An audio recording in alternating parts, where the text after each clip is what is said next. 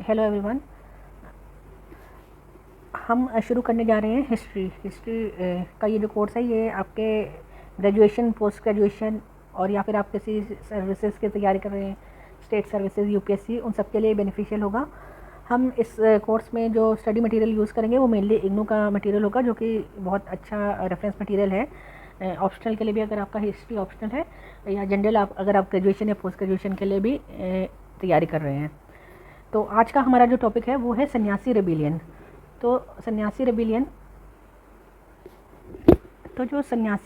है उसका जो टाइम फ्रेम है वो है 1763 से 1800 एंड और ये पहला रेबिलियन नहीं था। इनफैक्ट काफ़ी सारे रेबिलियन इस टाइम पे पहले भी मुगल्स के अगेंस्ट भी काफ़ी सारे रेबिलियंस होते रही हैं इन द पास्ट। एंड जब इंग्लिश रूल या कॉलोनियल रूल आया उसके first 100 years of colonial rule में या ब्रिटिश रूल में हमें बहुत सारे रेबिलियंस देखने को मिले हैं, जिनमें से एक रेबिलियन है सन्यासी रेबिलियन।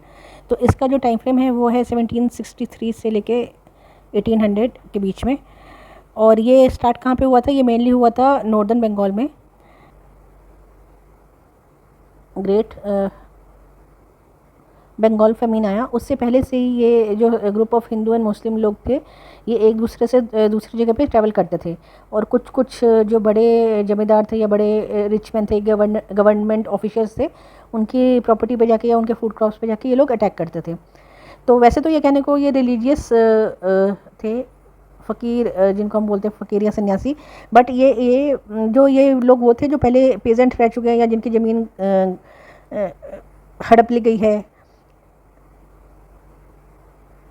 इनमें से कुछ थे वो स्मॉल जमींदार थे, डिसबैंडेड सोल्जर्स थे, जिनको निकाल दिया गया है, या फिर जो गरीब तबके के जो लोग थे, जो रूरल पुअर थे, वो सब भी इन सन्यासी फ़कीर्स की उसमें बैंड में शामिल थे। तो ये डिफरेंट पार्ट्स में, बंगाल के डिफरेंट पार्ट्स में जाते थे, बंगाल एंड बिहार के। इन 5 to 7,000 की इनकी स्ट्रेंथ होती थी, 5 to 7,000 की। तो काफ़ी ज़्यादा इनकी जो क्वांटिटी थी वो काफ़ी ज़्यादा थी, और इनकी जो टेक्निक थी वो गेरिल्ला वॉरफेयर की थी। मतलब ये डायरेक्ट अटैक नहीं करते थे, ये अटैक करते थे ग्रेन स्टॉक्स को, जहाँ पे ग्रेन्स वगैरह स्टोर करके रखते हैं। और बाद में इन्होंने गवर्नमेंट ऑफिशियल्स को भी अटैक करना शुरू कर दिया था, तो ये अटैक करते थे और फिर वो भाग जाते थे ये। तो ये इनकी जो टेक्निक थी गेरिल्ला टेक्निक थी। इन्होंने लोकल जो गवर्नमेंट ट्रेजरीज होते हैं, जो गवर्नमेंट के खजाने होते हैं, उनको भी लूटा है, और कभी कभी जो वेल्थ थी वो ये पुअर में भी डिस्ट्रीब्यूट कर देते थे। और इन लोगों ने अपनी इंडिपेंडेंट गवर्नमेंट में भी बनाई थी, बोगरा में एंड मयमन सिंह में। तो ये भी एक फैक्ट है जो याद रखने वाला फैक्ट है।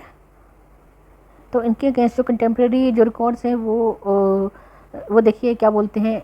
तो बोलना है कि जो लोलेस बैंडिट्स हैं या लोलेस जो डाकू है, जो सन्यासी या फ़कीर के नाम पे घूम रहे हैं, इन्होंने पूरी कंट्री को इन्वेस्ट करा हुआ है under the pretence of religious pilgrimage. मतलब ये रिलीजियस पिलग्रिमेज के नाम पे घूमते हैं, बट इनका जो असली काम है मतलब ये लुटेरे हैं। एंड ये यहाँ पे जो चीफ जो बंगाल का पार्ट है उसमें वहाँ पे इन्होंने इन्वेस्ट किया हुआ है, begging, stealing and plundering wherever they go.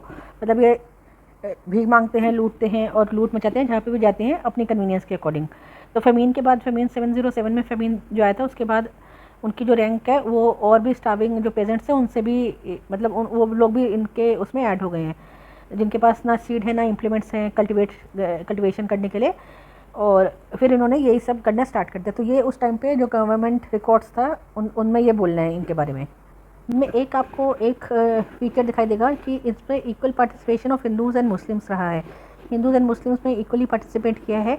And जो सबसे जो इम्पोर्टेंट लीडर्स हैं इनमें एक मंजू शाह, मूसा शाह, भवानी पाठक और देवी चौधरानी। देवी चौधरानी का नाम तो अभी भी काफ़ी फेमस है, काफ़ी लोगों को पता होता है। तो ये जो 4 जो लीडर्स हैं ये इनके फेमस लीडर्स हैं, और इनका भी ब्रिटिश फोर्सेस से एनकाउंटर भी हुआ है बहुत बार, और ये एक रेगुलर फीचर रहा है 1800 तक। बंगाल एंड बिहार में इनके आपस में इनकी ये एनकाउंटर या भिड़ंत होती थी ब्रिटिश फोर्सेस से। तो ब्रिटिश ने भी अपनी पूरी फोर्स यूज़ की थी इनको, रिबल्स को सप्रेस करने के लिए। तो आज के लिए यही इतना ही। आपको ये वीडियो पसंद आया होगा तो प्लीज़ लाइक एंड सब्सक्राइब, और फिर हम नेक्स्ट इसी तरह से हम वीडियोस बनाएंगे, एंड हम सारे टॉपिक्स एक 1 by 1 हम पूरे कवर करेंगे। So thank you so much.